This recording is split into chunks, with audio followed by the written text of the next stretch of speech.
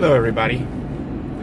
Some of you are wondering why the video updates have slowed down, not occurring on a daily basis anymore. There's actually several reasons this is occurring. The first and most important one is YouTube itself. On September 20th, they took away their online YouTube video editor. Now, because I wasn't using a video editor prior to that, I was just using their online software that they provided. When they took that away, obviously that took away my ability to edit videos. Short of downloading and trying out different video editors, which I've been doing. I've found some that work. The only problem is now, even doing something as simple as stitching video segments together can take upwards of a couple hours. Then it still has to be uploaded. So you're looking at maybe as long as 4 hours or more to edit and upload a 3-minute video segment.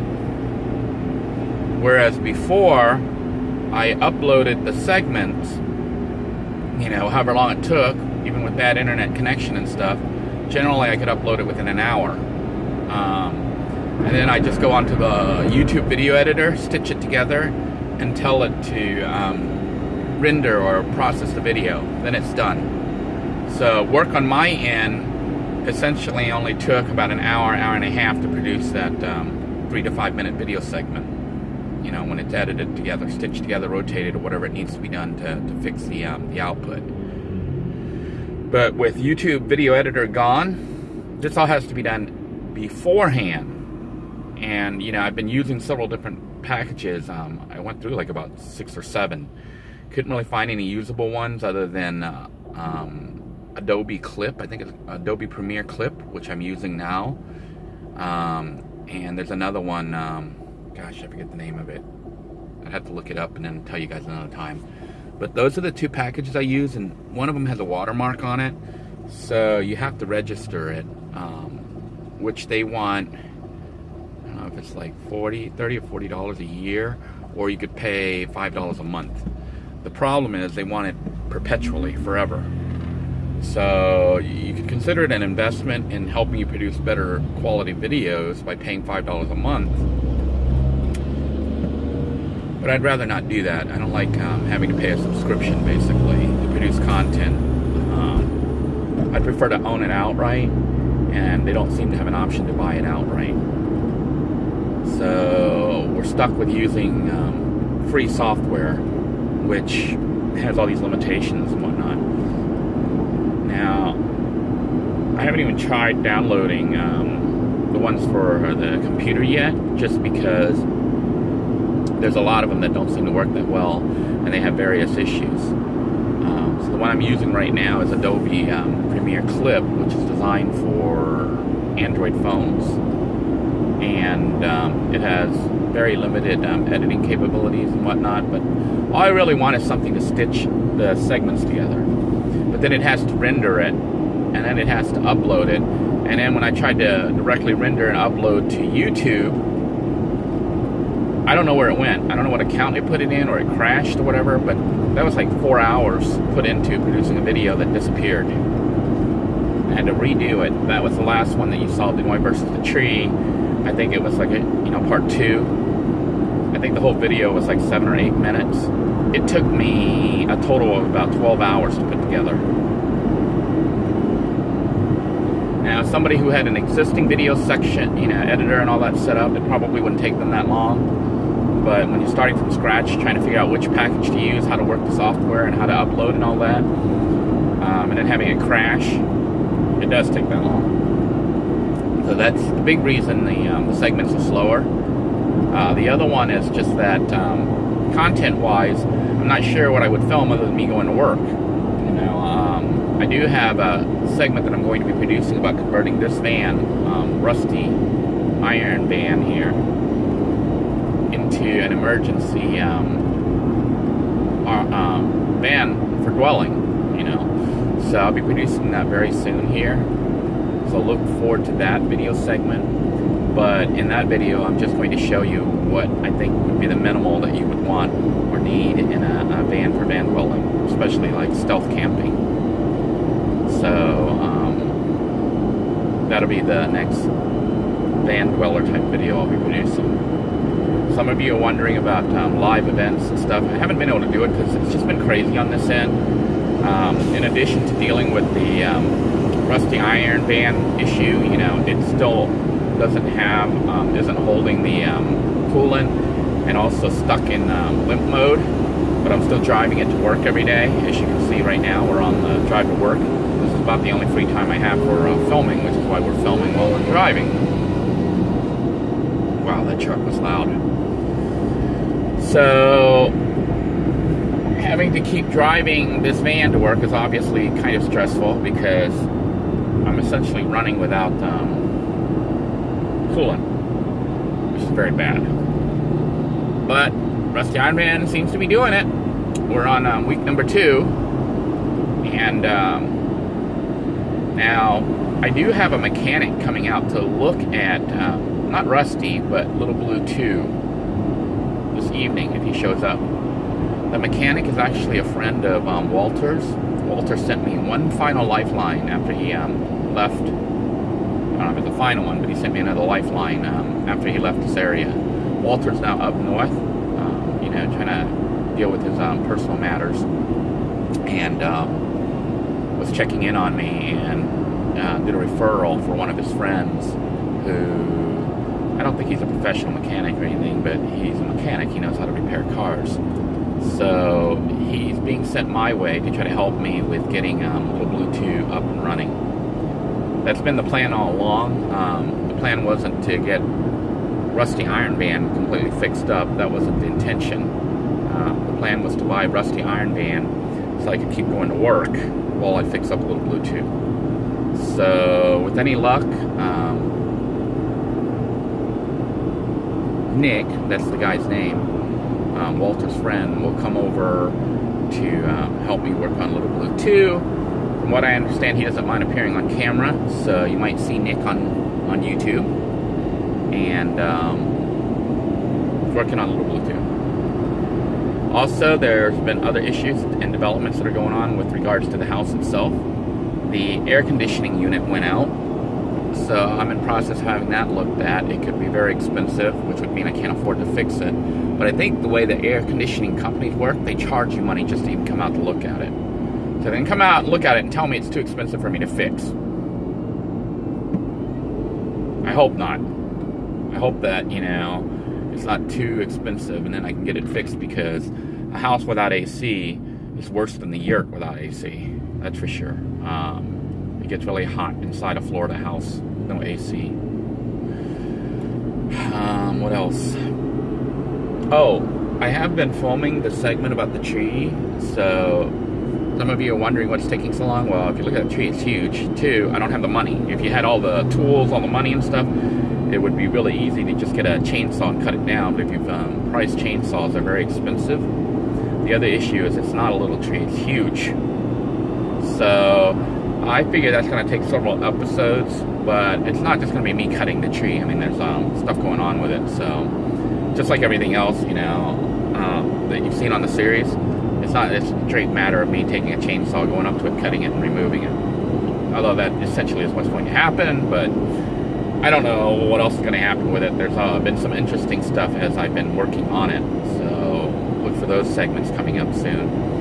I am working out the situation with the editing, but with YouTube doing what they did by canceling or getting rid of their online editor, I think it really hurt this channel in the sense that video is now, what should have taken an hour or less, can now take upwards of 4 to 8 hours to produce.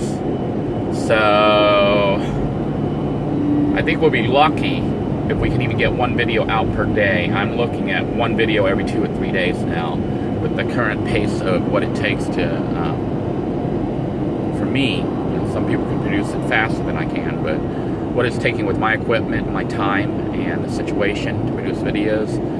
So I will try to do at least one update a week. I should be able to do at least one update a week. I'm hoping more than one, because if my updates drop down, the channel will die. Right now the channel is wavering because, you know, before I was uploading as much as 2 or 3 videos a day because I had a backlog, and I was trying to keep the channel going up to keep the income coming in from the ad revenue. But with the ability, or without the ability to quickly upload and stuff, we're looking at 1 or 2 videos a week, maybe 3 if I'm lucky. The other thing that I can do is just shoot the raw stuff and upload it. But see, the problem you're going to see is doing that, you have all these little tiny 1 or 2 minute segments or less. You know, oftentimes you don't notice it when you're watching it, but the videos are edited. They were shot in different segments and stitched together. Now, obviously, a talking head episode like this, it doesn't have to be edited. I can upload it raw, so I may do that and not even bother putting the beginning and ending, closing segments on there to save time, because if I have to put the beginning and the ending segments on there, it has to be rendered, and that means this video right now, which is a little under 12 minutes, it's 11 minutes and 15 seconds where we're at, but this video could take as long as like 8 hours to produce and upload, you know. So I'll probably just try uploading this without the title and the, you know, the beginning and the ending sequence. Let me know what you guys think. I do apologize that the videos haven't been updated. It hasn't been for lack of effort. You know, I've just been trying different software editing features and options and programs, and I've settled on Adobe Premiere, and I don't know what this other one is. I think it begins with F. No, maybe not. But I don't use it because it has the watermark, unless I decided to, you know, go ahead and pay them their licensing fee of every month. People say, well, $5 to make money is worth it. Yeah, it is. You know, it's an investment, but every penny's counting right now. Which, speaking of which, you know, some of the comments on the repair stuff going on, or the patch effort, the Band-Aid efforts going on with Rusty right now, people keep saying, well, you know, you should buy a better car. Yeah, you know, if I had the money up front, if I could afford to buy it, that would be an ideal situation. What you're looking at is just still survival. I just got the job. I finally got into Walter's house, and the only reason that was affordable is, you know, he's got me kind of house sitting and doing some chores like removing the tree and securing the place and doing some other stuff that you'll be seeing covered, which means rent is very minimal. Otherwise, I couldn't even afford it. And of course, moving into the house, you see what the disadvantage is versus living in a van. The big one being expenses. You've got to pay, even with the minimal rent that I'm paying, I still have to pay for electricity, I have to pay for water, and because I decided I wanted internet so I could do the uploads and stuff, I have to pay for internet. So those are the minimal.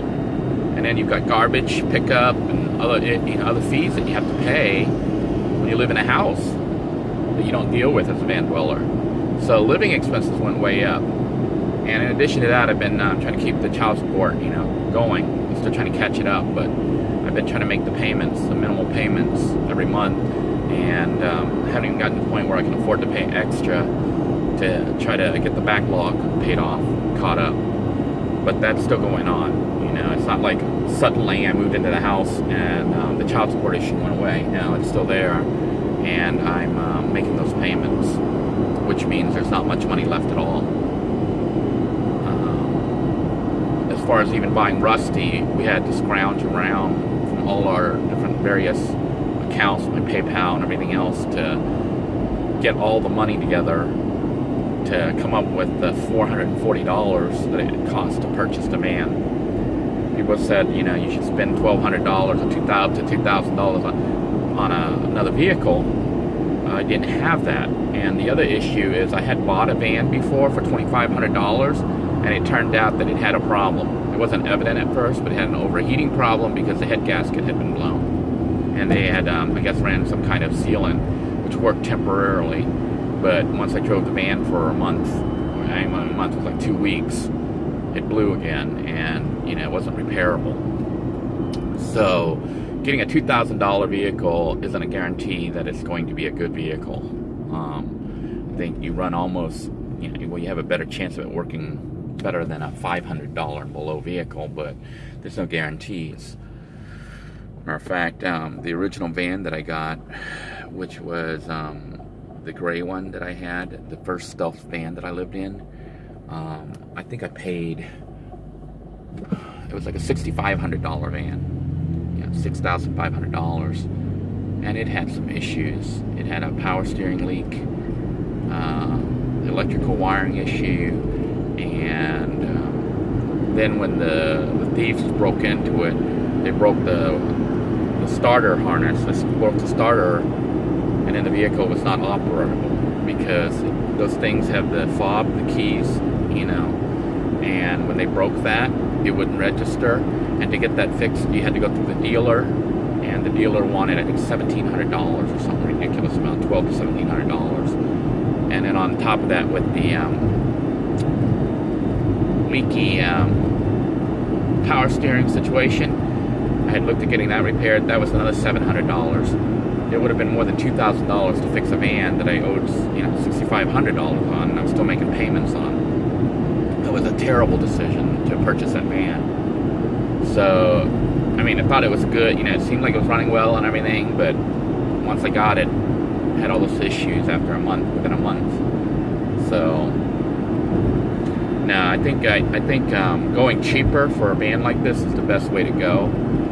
This van, I got for under $500, and we are now on to week 2 of owning and operating it. It's got all these issues that I'm somewhat aware of now, and there may be other hidden issues, but as long as it takes me to work for this next week, it will have paid for itself. And then anything I can get beyond that, it's just free use of the vehicle, other than registration tag and all the other fees and insurance and stuff. Surprisingly, insurance went up for this van. It costs more for me with the same coverage to drive Iron Van, Rusty Bucket, or whatever, than it did to drive Little Blue 2. This video is going on and on, so I'm going to go ahead and cut it off because it's we're at 17 minutes now. So I want to thank you guys for tuning in. Just wanted to give you a quick update on what's going on and why the videos are backlogged. Until next time, everybody, I hope your day is going well, and hope you're safe. Thank you.